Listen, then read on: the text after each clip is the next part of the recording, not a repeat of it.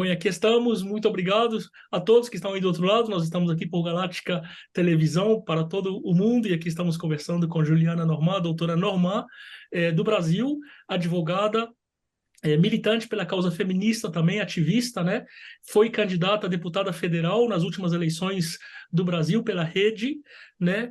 E tenho o prazer de recebê-la aqui hoje para tratar de um tema não tão prazeroso, né? Mas enfim, que é importante também, né? Que é o tema da violência doméstica, precisamente a violência à mulher, né? E bom, essa semana tivemos aí o caso da Ana Hickman, e vamos conversar com ela. Ela está aqui. Primeiro vamos cumprimentá-la, vamos recebê-la. Muito obrigado, doutora Juliana Normand, por estar aqui conosco. Um prazer recebê-la, hein? Jansen, eu que agradeço a você por essa oportunidade de tratar de um assunto tão polêmico e tão necessário no mundo inteiro, né? Eu sou muito grata às oportunidades que a gente tem de falar sobre o assunto, porque além de uma revolução cultural, a gente precisa de uma revolução em todo o sistema. Então é importante que a gente fale, que direcione a linguagem a todos, para que cada um de nós possa entender. Então, assim, eu sou grata à sua oportunidade e agradeço ao público que está nos assistindo Não, por esse tempinho, esse carinho, né, essa forma de aprender mais sobre um vamos. assunto tão necessário quanto o feminismo. Eu que agradeço pela essa oportunidade, né? E, bom, vamos contar ao público que essa entrevista já tem um ano que nós estamos planejando, não caiu de avião nem de paraquedas, né? Hoje se deu a oportunidade, mas há muito tempo já queria entrevistá-la, né? Então, bom, vamos lá, então. Você me permite chamá-la de você durante a entrevista? Não tem problema? Claro, Porque, claro, né, claro. com respeito porque ela tem um cargo aqui, está ocupando um cargo, mas nós nos conhecemos também de maneira pessoal, privada, então nós temos esse tratamento pessoal, né? Então, Juliana, vamos começar com a Ana Hickman e a partir daí nós vamos derivando no assunto próprio, né, que a gente vai chegar hoje. A gente não vai tratar do caso da Ana Hickman, né? Deixamos isso os programas especializados na vida doméstica, né, que o fazem muito bem. Mas, claro, eu fico pensando, né, como ponto de partida, Ana Hickman é uma mulher maravilhosa, modelo, famosa, chiquérrima, bonita, milionária e tudo.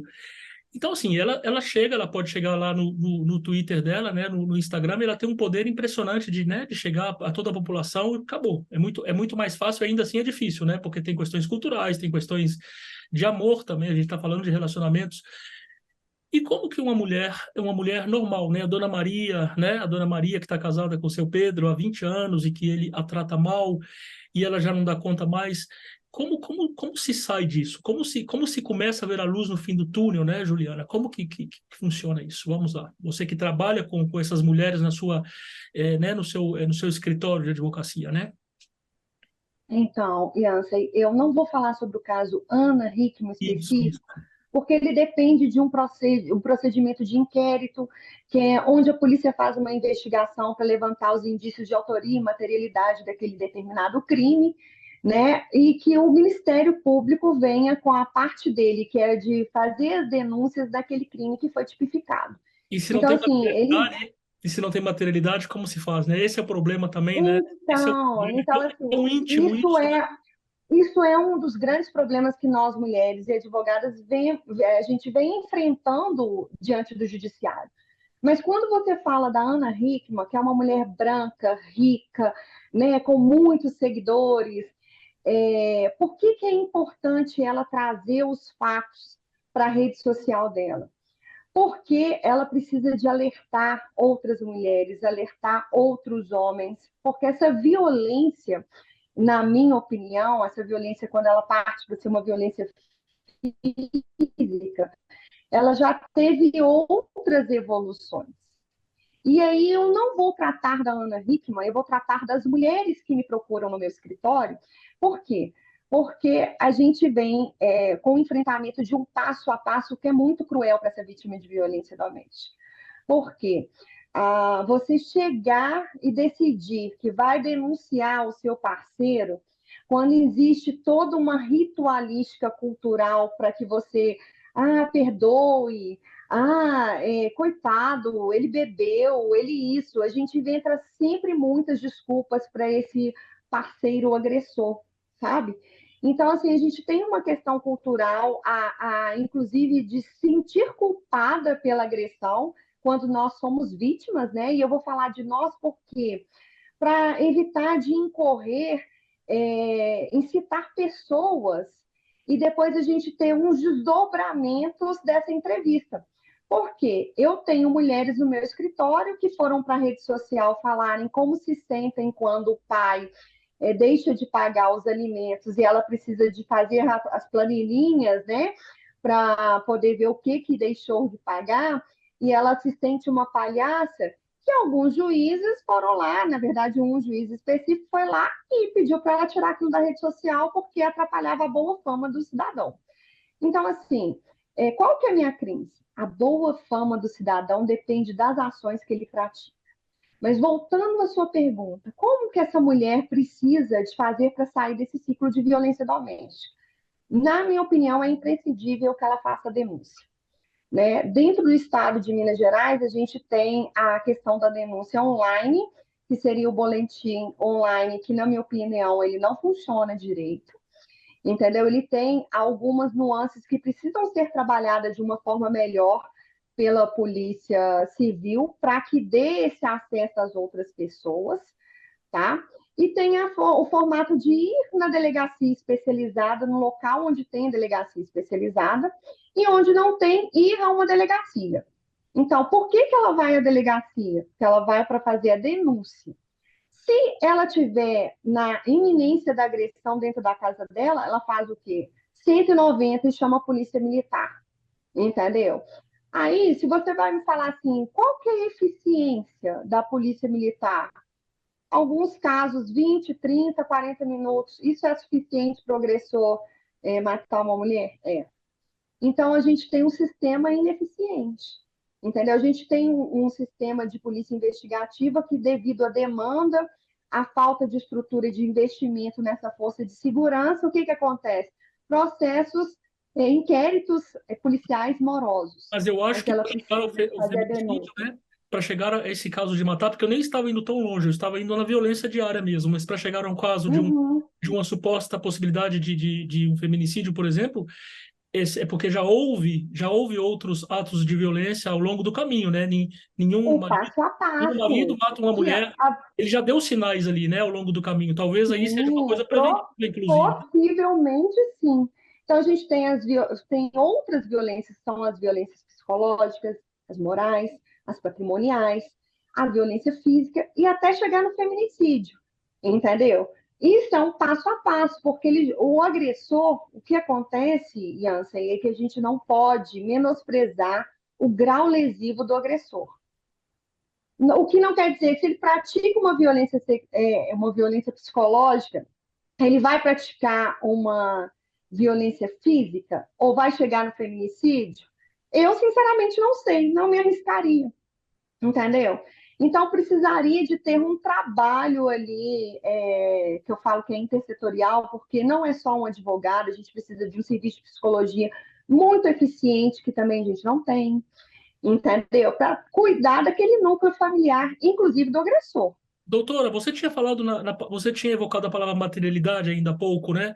E quando a violência não é material, por exemplo, no caso de violência psicológica, por exemplo, de o homem que coloca a mulher, né, de forma sempre ressaltando os pontos negativos dela para afetar a sua autoestima, por exemplo, como se faz quando não há violência material, quando não tem nada material? Como se Então, quantifica isso? Como se mede? Como essa, essa violência psicológica, ao contrário do que a gente imagina, ela deixa lastro, porque ela impacta no jeito de ser dessa mulher. Né? Então, quem vai ser o profissional adequado para angariar essas questões, essa materialidade? Um psicólogo, um psiquiatra, porque a gente tem estresse pós-traumático, que muitas das mulheres vivenciaram isso com a psicologia, né? Com a parte psicológica que o agressor carrega, né? Que ele desfaz a mulher, ele menospreza a mulher, ele fala que ela é louca, que ela não cuida bem das tarefas familiares, quando essa rotina familiar ela tem que ser dividida, entendeu? E aí você tem sistema de gravação. Eu recomendo no meu escritório fazer gravação, entendeu? Por quê? Porque quando o crime é muito difícil da gente comprovar, a gente não pode abrir mão daquilo que a gente tem. mas é, quando a polícia é necessária, por exemplo, ficar perto, né? É porque já tem um processo ali anterior, né? Eu acho que a mulher ela pode perceber pequenos gestos de violência, verbal inclusive, né? Que já podem dar a Sim, entender. Ou, por exemplo, vou extrapolar, tá? Vou extrapolar e você me dirá o que pensa pela sua experiência, né? Que, logicamente, você tem uma experiência clínica disso, né? De lidar com essas mulheres. Mas, por exemplo, o homem, se ele é violento no trânsito, se ele é violento com a família, com os irmãos, com os amigos, essa violência ele pode carregá-la para dentro de casa em algum momento também, não é certo? sim, sim. Ele pode carregar para dentro de casa em determinado momento. E, normalmente, essa violência em relação à mulher, ela impacta, se o casal tiver filhos, aos filhos também. Porque os filhos presenciam aquilo e esse tipo de violência, ela impacta no núcleo familiar como um todo. Uhum, Entende? Então, assim, existe chance de que isso aconteça? Sim, porque uma pessoa não pode ser tão diferente fora e dentro de casa. Mas existem outras nuances, Jansen, que é quando o homem, ele, para a sociedade, ele é um fofo, um educadíssimo, um gracinha, mas dentro de casa, com a mulher, ele é um tirano. Entendeu? Então, ele, assim, ele subestima a mulher, ele fala que ela tá gorda, ele fala que ele vai trocá-la por duas de 20, né? Então, assim, o que eu tô te falando aqui são dos meus tempos de trabalho com mulheres que levam esse anseio para mim enquanto advogada, uhum. entende? Qual é o limite, doutora? Qual é o limite? Por exemplo, se o homem fala que a esposa está gorda, qual é o momento onde ela deve tomar providências, na sua opinião? Qual é o limite? É uma agressão física, um sacudão no braço? Onde existe aí um limite onde ela, até aqui eu cheguei, aqui eu já tenho que tomar providências? Porque, claro, a providência única possível é a polícia, não tem outra providência. Vai contar isso para a melhor amiga, isso não serve, né? Qual é o limite, na sua opinião, pela sua experiência? Então, Yancy, esse limite ele é muito tênue, porque nós mulheres somos criadas para aceitar muitas coisas. É, Então, ó, muitas não. vezes, o que para uma é uma piada, para outra não é. Então, eu acho que o limite vai variar com cada mulher, entende? E, assim, no sentimento que ela traz com ela. E aí, por isso que é muito importante falar de feminismo, que o feminismo é eu ter o meu padrão. Ah, Entendeu? E não ter um padrão. A gente briga assim, porque o homem criou padrões para a mulher, mas tem mulheres que querem criar padrão para outras mulheres também. você. E eu, Juliana, eu quero ter o meu padrão. Hoje eu tô com o meu cabelo assim, minhas pontinhas não estão bem cuidadas, entendeu? E qual que é o problema de eu me apresentar assim? Entendeu? A gente tem tanta rotina maçante, tantas coisas que a gente não pode se calar com medo de mostrar quem a gente é mesmo. Inclusive, Entendeu? se a mulher, por exemplo, eu acho que a liberdade tem a ver em todos os sentidos. Se a mulher quiser ser, por exemplo, dona de casa, cozinhar para o marido, tá bem também, né? Como se o homem. O Exato. importante é que seja a liberdade, Exato. que não seja nenhuma pressão da sociedade, a pressão externa, a pressão de patriarcado, enfim, que seja uma coisa da liberdade individual mesmo, né? Do casal, É, né? o que eu falo muito. O que eu falo muito de patriarcado e falo desse mecanismo, desse sistema de institucionalização do machismo, é quando eu pego decisões, por exemplo, o cara fica devendo os alimentos para a mulher. Por que ele fica devendo? Porque ele não tem? Nem sempre. Na maioria das vezes é para levar um desgaste a essa mulher. Então, isso, para mim, é um crime ao patrimônio da mulher. Uhum, Entende? uhum. Então, assim, o que que a gente precisa de fazer? Analisar caso a caso, circunstância por circunstância, e o judiciário não pode, em nenhuma hipótese, menosprezar o grau de lesividade desse agressor, Uhum. entendeu? E outra coisa que eu não entendo muito assim no Brasil, como que a gente pratica isso, e eu acho muito cruel. Por exemplo, eu tenho no meu escritório uma mulher que, na segunda tentativa de feminicídio, tomou 17 facadas. Isso foi alardeado em todas as redes sociais. E aí, a hora que a gente está numa conversa com um juiz, essa mulher com uma medida protetiva, o juiz vira e fala que o rapaz é um bom pai. O assistente de presídio fica infernizando a vida da minha cliente para que ele tenha acesso aos filhos quando os filhos não querem ter acesso ao pai. Entendeu? E aí vem essa questão de falar de alienação parental, que a mulher fez isso. Então, eu acho que a gente precisa de separar as circunstâncias. Doutora, Uma criança que vivenciou uma agressão da mãe nesse âmbito, ela tem sim a capacidade de identificar se ela quer ou não conviver com o pai dela. doutora, eu quero fazer uma pergunta até delicada sobre esse comentário, né, que o juiz considerou que, apesar de tudo, entre aspas, era um bom pai e tudo. Bom, praticamente o âmbito político ainda é constituído praticamente mais por homens do que mulheres, né, principalmente o judiciário, nem se fale no judiciário. Você acha por isso é uma pergunta delicada, porque é difícil até de responder, eu sei, mas enfim, jogo nas suas mãos. Você acha que o nosso judiciário ainda é um pouco machista, que esse machismo ele é institucionalizado também, ou já melhorou? Qual é a sua visão sobre isso? Eu acho que ele é bastante machista, que tem uma tendência à melhora, mas eu acho que precisa de ser mais fiscalizado. Entende? E quando eu falo do machismo institucionalizado dentro do judiciário, eu não estou falando só de homens, não, porque tem mulheres que também praticam esse machismo. Ele vem da mulher também, com certeza, não é só do homem. Assim, então, assim, é muito triste quando a gente vê isso. É o pior machismo, eu acho, né? É o mais curioso, né? O machismo da mulher, né?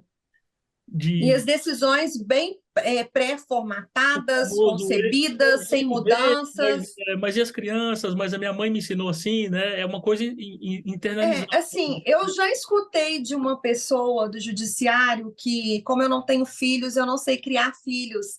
E quando eu chego com uma medida protetiva pedindo um afastamento de um pai que agrediu a filha, que tem o IML, mas não tem ainda a condenação dele, eu faço isso porque eu não tenho filhos.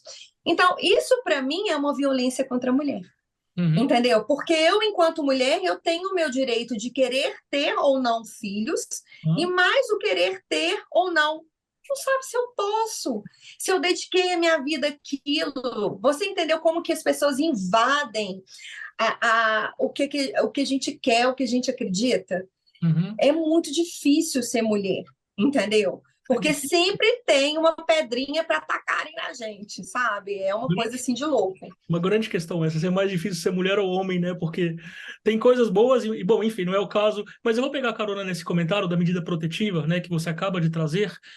Porque, bom, no caso da Ana Hickman, por exemplo, ela escolheu não ter a medida protetiva. Talvez para não separar, né? Talvez porque, de fato, porque também tem uma coisa, num caso tão público como o da Ana Hickman, para ser sincero, a própria condena social que vai cair sobre este homem já é tão, né, tão assim contundente que talvez nem se não houvesse uma condenação, por exemplo, material. Ele está reclamando disso nas redes sociais, né? Que está sendo abordado. Hoje em dia, com as redes sociais, né, com o mundo tão público, somos todas pessoas públicas, né? Todos somos públicos hoje em dia. Então, assim, a própria condena social já é um corretivo importante também, mais além do que a justiça decida ou não decida, né? Essa questão da medida protetiva, né?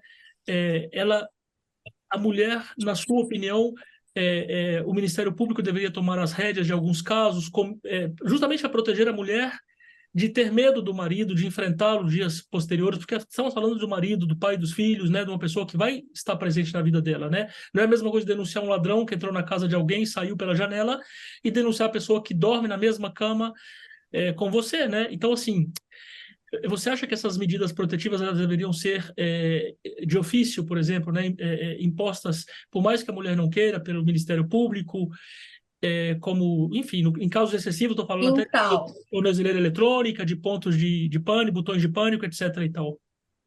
Então, a minha opinião sobre esse assunto da medida protetiva, no caso específico da Ana Hickman, eu acho que ela tem uma condição muito boa para garantir uma equipe de segurança fantástica, onde se ele pensar em burlar, ela vai ter a barreira dela de proteção. Não vai fazer. Mas a gente está falando de mulheres normais, mulheres como eu. Nós não temos isso. A Dona Maria, né? Então, assim, né? Então, no meu escritório, eu sempre aconselho o pedido de medida protetiva, sabe? Por quê? Porque quando você está num ciclo vicioso e você tem uma violência... Desculpe, porque o nosso público é muito geral. Para as pessoas que não sabem o que é, vamos definir, então, o que seria medida protetiva? Quais são os pontos de uma medida protetiva? O que inclui isso? Qual é o combo?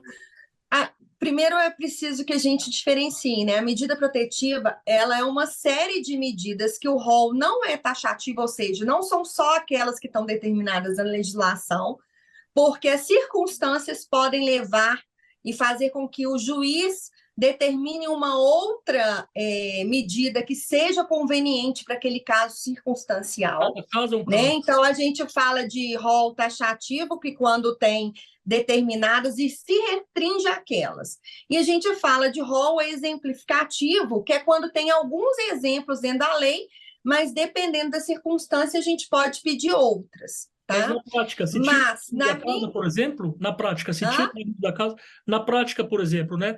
Se tiraria o A marido da casa. retirada do agressor da casa. Ah, Isso seria uma medida protetiva, mas eu acho que entendeu? as mulheres podem ter medo de fazer denúncia também, porque talvez Sim. elas prefiram fazer a denúncia, que o marido continue na casa para poder, pelo menos, ter uma proteção ali, né? Sim, Porque você isso é pode isso, né? também pedir que seja inserida num programa de proteção. Aí você vai me falar assim, eles funcionam com eficiência? Não, porque são poucos. Então precisa de um investimento, entendeu? O Brasil ocupa o 5º lugar no ranking de violência doméstica, né? Então, assim, de violência contra a mulher. Então, a gente precisa de tratar isso com o quê? Com mais políticas públicas, né? Essa violência, ela não se restringe à violência doméstica, porque a gente tem violências obstétricas, a gente tem violências, por exemplo, as deputadas de Minas Gerais que foram ameaçadas de estupro, etc. e tal, que a polícia eficientemente já detectou alguns dos autores. Então, o que acontece? Um caso de repercussão, de publicidade, de pessoas com fama, ele vai muito mais rápido do que um caso de uma cliente minha do escritório. Ele E produz por quê? mudança social também. Uma mudança Exato, porque o público quer uma resposta, mas a gente precisa tratar essas mulheres de forma igualitária, porque não vou menosprezar o sentimento de tristeza, de dor da Ana Hickman. Não posso fazer isso, com porque certeza. eu acho que varia de mulher para mulher. Mas você entende que quando uma mulher ela tem uma condição financeira diferente, esse sentimento pode ficar muito pior. Se ela tiver uma relação de dependência com o agressor dela, às vezes ela deixa de denunciar por uma questão de sobrevivência. Exatamente. Entende? Exatamente, é. Então, assim, quando a gente fala de violência doméstica, é um assunto tão complexo, que às vezes não é muito legal a gente ficar ditando regras para a mulher. Porque a gente, para acolher, para você acolher aquela mulher, você tem que ouvi-la e saber da necessidade dela. Por exemplo, eu tenho casos de mulheres que começam com a medida protetiva e aí depois se convencem que não precisam, desistem, e a manipulação psicológica, o desgaste daquela relação pós-casamento, com o divórcio decretado, aquilo deixa a mulher enfadada, entendeu? Cansada. E essa violência, ela continua. Porque quando você pratica uma ação que impacta psicologicamente na mulher, gerando um desgaste, isso é uma violência. Então, assim, o que eu acho, o que eu convido a cada um de nós, mulheres e homens, é a gente fazer uma reflexão disso. Porque todos nós, a gente foi condicionado a uma cultura que precisa de mudar. E assim, da mesma forma como a gente tem homens agressores, a gente tem homens que participam dessa luta, que estão lá engajados para mudar, que acreditam que isso é uma questão cultural também, mas que é uma questão que precisa de evolução nos mecanismos e nos sistemas que a gente usa para combater essa violência. E o contrário existe, doutora? Existem, por exemplo, mulheres que são violentas com os homens, não do ponto de vista físico, Então, que abusam do seu, por exemplo, do seu poder econômico sobre o marido mais pobre, né? Existe o contrário ou é muito qual é a sua experiência? Eu acredito que sim, só que a estatística, né, os números, enquanto eu tenho, vamos supor, 400 homens agressores, eu tenho 2 mulheres que não são. Mas aí eu te convido a fazer uma reflexão. Se o inquérito policial fosse mais ágil, se ele fosse mais eficiente, você conseguiria pegar essa questão da materialidade da autoria. Uhum. Lembrando que, em muitos casos, nós temos uma dificuldade imensa de fazer a prova. E aí eu vou te dar um exemplo. Um estupro que a pessoa está bêbada, a mulher está bêbada, né? Bebeu demais, e aí ela não lembra do que aconteceu naquela noite. Isso, para mim, é um estupro. Uhum. Entendeu? Mas como que ela vai comprovar se estava só ela e o parceiro, a pessoa que ela escolheu para aquele momento? Então, existem nuances, formas, e a gente precisa de estudar muito para evoluir Se a nisso. mulher não puder provar, por exemplo, né? Tem outras saídas também. Se a mulher não puder provar, nesse caso que você acaba de trazer, se ela não puder provar, por exemplo, ela também pode escolher deixar este homem. Mas a gente, no caso de deixar o homem, você está falando de parceiros que convivem com você há um certo tempo. É verdade. Tem Mas aí, se eu pegar acordos determinados consolidados, né? fatos, vamos assim, um exemplo, né? O jogador de futebol que já foi condenado por estupro, aquela mulher não conhecia ele, Ah, tá. Entendi. entendeu? Então, assim, agora, só que a investigação de lá foi muito mais, na minha opinião, eficiente do que muitas que acontecem aqui, Uhum. entendeu? Entendi. Doutor, eu estou ficando sem tempo, infelizmente, né? Porque esse assunto dava para a gente, mas primeiramente eu vou comprometê-la a voltar, né? Porque nós temos muito assunto para tratar em outras oportunidades. Foi um prazer entrevistá-la e quero deixar uma última pergunta, não vou me privar de fazer uma pergunta pessoal, né? Como vai ficar a sua carreira? De política, falo, aí. Você foi candidata a deputada federal, tem planos para voltar? Está se articulando? Ou não pode falar do assunto? Não sei, que alguns são muito discretos. Então, Yancey, eu faço parte atualmente do Partido Rede, né? É o partido aqui em Minas Gerais da Ana Paula Siqueira, deputada estadual, mulher negra de muita competência, que assumiu a Comissão de Mulheres, né? Há muito tempo, né? Que eu acho que é o terceiro já mandato da Comissão de Mulheres.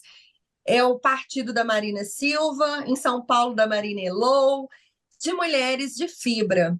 A Marina Silva é Mas, fundadora, não é? A Marina Silva é ah, fundadora. A Marina Silva é uma das fundadoras do partido, inclusive. sim. Essa Então, é- assim, a gente sofre tanta violência política que para a gente, assim, eu, por exemplo, eu quero avaliar mais e tatear mais isso. Eu recebi convites para o retorno como candidata a vereadora em Belo Horizonte, mas, assim, tem tanta coisa acontecendo que está impactando tanto as nossas vontades que eu, por enquanto, eu ainda não me decidi partido, né? Se eu permaneço no meu partido, que é uma rede de mulheres fantásticas, se eu vou para outro partido que me dê me dê mais subsídios para que eu lute pelo meu cargo, né? Porque é um cargo eletivo, é um cargo de repercussão, mas eu vou continuando aqui na minha advocacia, defendendo mulheres, É a aprendendo base, com a base, elas. a base, né? É a luta de base. E é um aprendizado, assim, porque a mulher que eu sou hoje não é a mulher que eu fui ontem. Mas mesmo sem o cargo, você pode militar politicamente também, né? Você pode ser ativo, Ah, com certeza. não Mas precisa só do cargo, né? eu acredito que o Brasil precisa de evoluir muito, tanto na legislação quanto nas políticas públicas traçadas. Então, eu acredito que a gente precisa de botar mais mulheres nos cargos, mas mulheres que realmente queiram lutar por mulheres. Entendeu? E não serem meramente fantoches, porque a gente tem essas mulheres também, que tá tudo bem, elas estão lá no cargo dela, é a opção delas e tudo, mas a gente precisa de colocar mulheres mais combativas. Muito Eu bem. te agradeço imensamente por essa oportunidade, te agradeço por me dar a chance de falar um pouco mais do meu trabalho. E eu queria falar com cada mulher que está me ouvindo, que é muito importante denunciar, que é muito importante ter uma rede de apoio, de pessoas que possam te fortalecer. É muito importante o atendimento psicológico, psiquiátrico. E para os homens, gente, vamos mudar. Porque a gente sem você, sem essa mudança vir de vocês, homens, a gente não vai conseguir isso. Então, assim, é importante que a gente trabalhe isso com os homens também, que tragam eles para essa luta, porque é muito importante a gente estar em pé de igualdade. Então, eu te agradeço, Jansen. Foi um prazer estar com você aqui, tá? Obrigado, sou eu quem lhe agradece. Um prazer, um beijo. Um beijo. Muito mais amor para todo mundo. Por favor.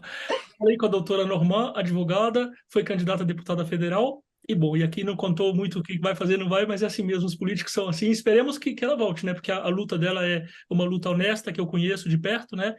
E é uma causa que ela leva com muita vontade, inclusive dentro da vida profissional dela. Assim que muito obrigado e bom. E aí, do outro lado, eu acho que a mensagem ficou clara, né? A violência é inadmissível. Violência doméstica inadmissível e com a mulher muito menos, com crianças menos ainda, né?